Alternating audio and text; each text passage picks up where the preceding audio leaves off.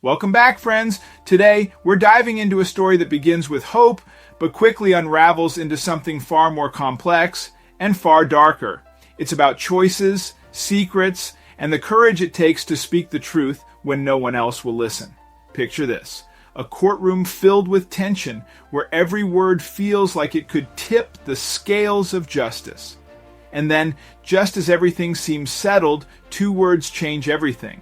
If you've ever wondered how far people will go to protect what matters most, or how bravery can emerge from even the smallest voices, this is a story you won't want to miss.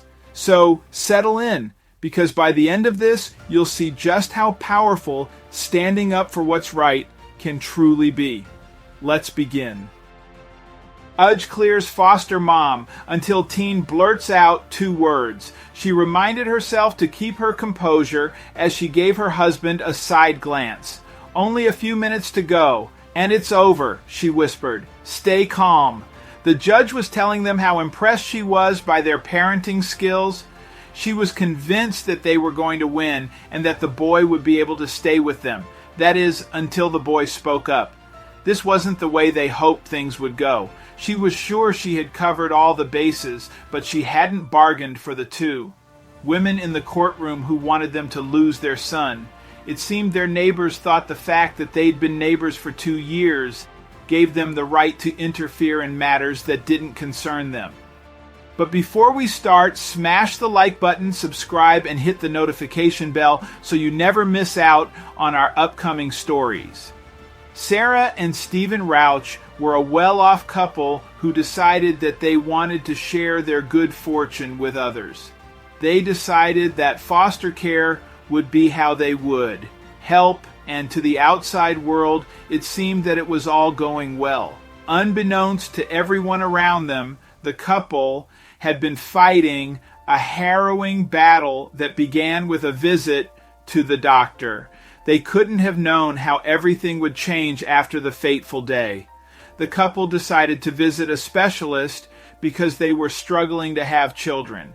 After an intensive investigation, the doctor broke the news to them. Saint could not become a father. The tests further revealed that there was a problem with Sarah's womb, and she wasn't physically unable to carry a baby.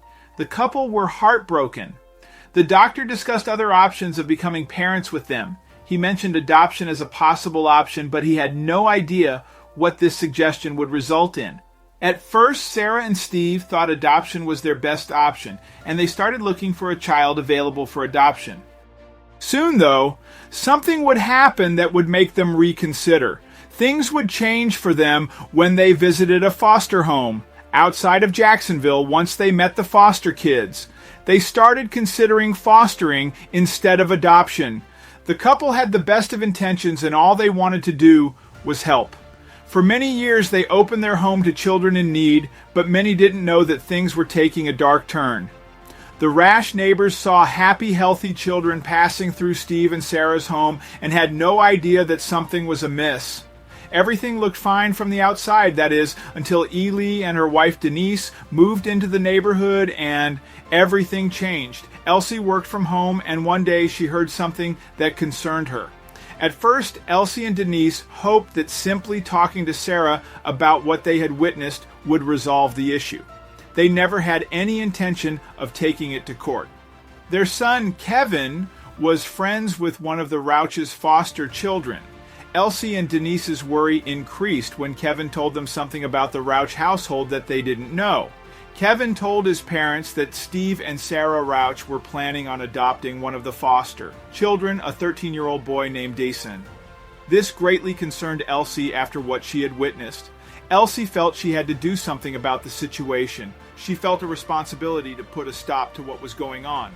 Dason was a friendly, respectful boy, and Elsie and Denise had grown very fond of him in the 2 years they had been neighbors of the Rocks. Dason was a good friend to Kevin and encouraged him to work hard in school.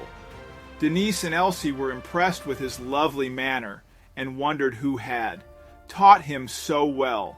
At first, Sarah was a delight to be around. She was funny and resourceful, showing some of the beautiful quality his foster son had shown. Steve was even more wonderful to be around, with endless stories of his army days coupled with his experiences in the corporate world. But beneath this veneer of perfection lay a bed of filth.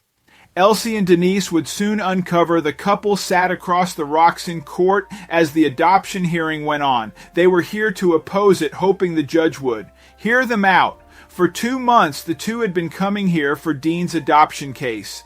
They opposed it vehemently, knowing what the boy was going through when everyone wasn't looking. But would anyone believe them?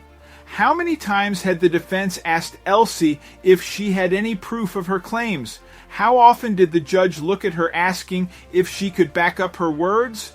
What she was saying was not only outrageous, but enough to have the Rals sue her for defamation. Was she sure she wanted to go down this road? Elsie felt like her hands were tied. She wished she'd recorded what she saw. She wished she'd been quick enough to capture it on tape so she could save poor Dason. His being in foster care had been his last line of defense, given that one day he'd leave the routes. But now that Sarah and Steve wanted to adopt him, he'd be tied to them for forever. Elsie should have known that this wouldn't end the way she thought it would. This was the last hearing before the court finalized the adoption. The judge called on Elsie to talk as he had every time there was a hearing. With a glance at Desan, who sat quietly beside Sarah and Steve, she approached the stand. She cleared her throat, hoping her testimony, though repeated from the many times she told it, would sway the court's judgment. "I don't think the court should allow Sarah and Steve to adopt Dason," she said, steeling her heart with courage and resolve. "It's not right, Your Honor. Those two are not parents. They shouldn't be allowed near any child and should face the full wrath of the law for what they are doing." But she wouldn't be talking for long. Perhaps they started their journey as foster parents. With the purest intentions at heart, Ely said, "I don't know. I hope they did. I also don't know what happened along the way that morphed into what they are now." Her eyes teared as she continued talking. She couldn't start to imagine what would drive Sarah into doing such a despicable thing. "I'd give my life before I let anything like that happen to my own son," she said, sharing a look with Denise. "It's quite difficult to sit here and watch as the court hands those to a wonderful soul as Dason unaware of what they're capable of." It became increasingly difficult for Elsie to talk once she noted the rocks giggling where they sat. Denise had to come to take her away, with the judge's permission, of course. There was no way Elsie would win this. Denise had her doubts about what Elsie was saying at first. "There's no way Sarah would do such a thing," she'd said. But Elsie had rarely been a liar. She never minced her words either, and usually laid out things without fear or favor. But one Friday evening, Denise heard a commotion from the Rauch home. Luckily, her and Elsie's bedroom was on a higher elevation than their neighbors. She had a clear view of what was happening in that house. It was then that she saw the truth. Elsie hadn't been lying. Deason needed to be out of that house, and fast. As the courtroom tension grew, Dean sat in silence, his heart heavy with the knowledge of what he had endured during his time with the Rauch family. He had seen the hope in Elsie and Denise's eyes, but he knew his chances of escaping their grasp were slim. Without undeniable proof throughout the hearings, Dee had been coached by Sarah and Steve. They warned him of the consequences if he ever revealed the truth about what was happening in their house. They threatened to separate him from his friends, promising that they would make his life a living nightmare, a child. Dason believed him, but he could only hold his tongue for long enough, as the judge prepared to deliver the final verdict. Dean's resolve strengthened. He couldn't bear the thought of living with Sarah and Steve any longer. He had to speak up. He'd deal with the consequences as they came. The judge began reading the verdict, praying, aiming Sarah and Steve for their initial intentions as foster parents. Dean's heart pounded, and he took a deep breath, ready to blur the truth. Just as the judge was about to declare the adoption final, Dasan couldn't hold back any longer. His voice quivered, but he spoke out. "Your Honor, I need to tell you something." The entire courtroom fell silent, and all eyes turned to DEA, who was now standing and trembling with fear. His gaze met Elsie and Dean's, who had tears in their eyes, praying that he would reveal the truth. Dasan took a deep breath and continued, "S and Steve are not who they seem to be. They have been. He sniffled, letting out a deep breath. They told me not to say anything, but I can't let them do this to me or anyone else anymore." The judge's expression shifted from one of certainty to one of concern. He looked at Dasan with a mix of empathy and determination. "Can you tell us more about what you've experienced, Dean?" he asked gently. With tears streaming down his face, Dasan began to recount the horrors he had endured at the hands of Sarah and Steve. He described the sea-whirling torment, the neglect, and the constant threats that had kept him silent for so long. As he spoke, the courtroom was filled with a palpable tension. Sarah and Steve's faces turned pale, and they realized that their facade was crumbling. They had never expected Dasan to speak out, and they were now confronted with the consequences of their actions. Elsie and Denise listened to Dean's testimony, their hearts breaking for the boy they had grown to care for. They knew they had made the right decision to bring this to light, even if it meant risking their neighborly relationship with the Rausch family. The judge, deeply moved by Dean's testimony, halted the adoption proceedings.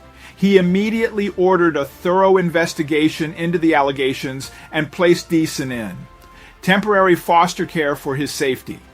Over the following weeks, a team of social workers, therapists, and investigators worked together to gather evidence and interview witnesses, including other children who had been in the Ryals' care. The horrifying truth began to emerge, weaving a tapestry of terror and manipulation. Sarah and Steve were arrested and charged with multiple counts. To think the community had seen them as the perfect couple.